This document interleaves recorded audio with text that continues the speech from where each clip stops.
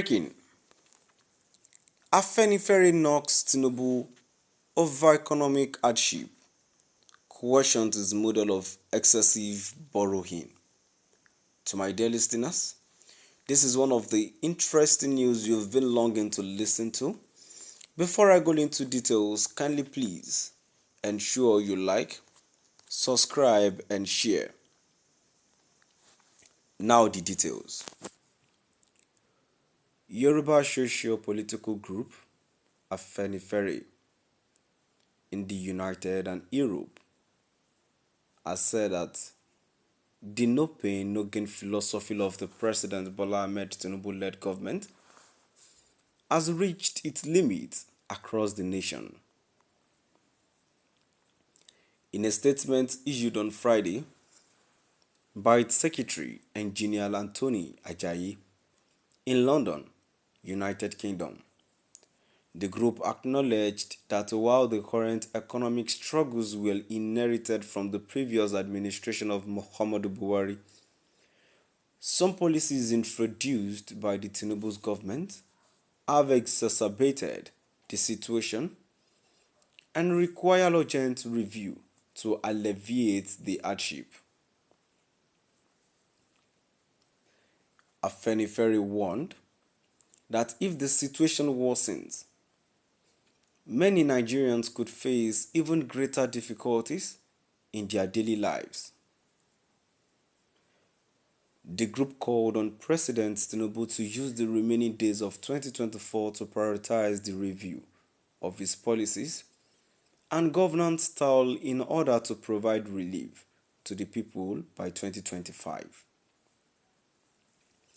It also urged both federal and state governments to introduce palliative measures to ease the suffering of Nigerians, especially during the holiday season.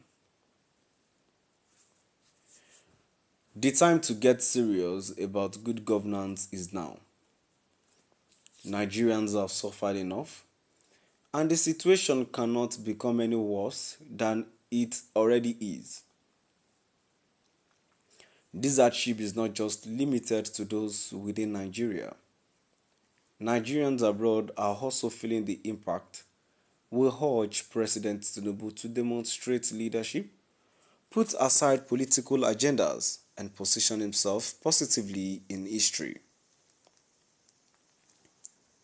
While he inherited many of these challenges from Buhari, he must show the capacity and resolve to lead, the statement read.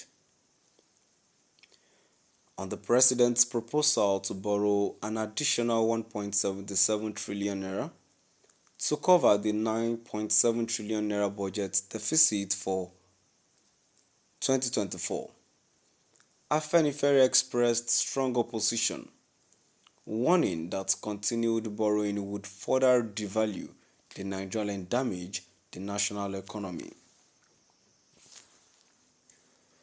The group stressed that borrowing is not a viable solution, giving Nigerians heavy reliance on import. We are not against borrowing in principle, but the question remains, what has the borrowing achieved? If the money borrowed only leads to more suffering for the masses, then the purpose of borrowing is defeated. Borrowing would be more justifiable if it were used prudently to improve infrastructure, foster industrial growth, and strengthen the economy. President Tinubu should consider bringing in creative and innovative economic technocrats into his cabinet, similar to the approach taken by the UK. Curb further borrowing. The UK government no longer needs to borrow. It can create money at will through the Bank of England. This model of economic management should be studied and adapted by Nigeria to break the cycle of borrowing. Afenifere also highlighted Nigerians' potential, urging the government to create an enabling environment for the industrious and hardworking population to contribute more effectively to the national economy. The group expressed optimism about the progress made with the Port Harcourt refinery, noting that it was nearing 70% completion and could soon begin operations. They however commended President Tinubu for achieving this milestone, which was previously unattainable by past administrations. If all 9 of Nigeria's refineries were fully operational, there would be a significant improvement in the naira's value and the overall economy. The federal government must continue to foster the right conditions for such progress, the statement added. Afenifere called on Nigerians both at home and abroad to hold their state governors accountable for how they are utilizing the funds allocated to them. State governments are closer to the people, and it is important that we not only pressure the federal government but also hold our state governors to the same standard. We must ensure that the resources sent to the state are used effectively for the welfare of the citizens, the group concluded. To my dear listeners, now I've come to the end of our today's news, and now before I go, let's move down to the comment section. The first comment I have here says, the tribe that prides itself as the most educated in Nigeria has turned out to be the worst in managing affairs.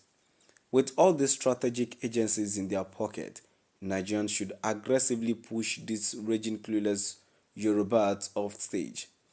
Another comment here says, first was Ariwa Consultative, who warned of impending doom under confused Tinubu, but abusive Europeans and gullible idiots were quick to insult Northerners. Now we've come to the end of our today's news. Please do drop by the comment section and let us know what your view is all about. Thank you for listening.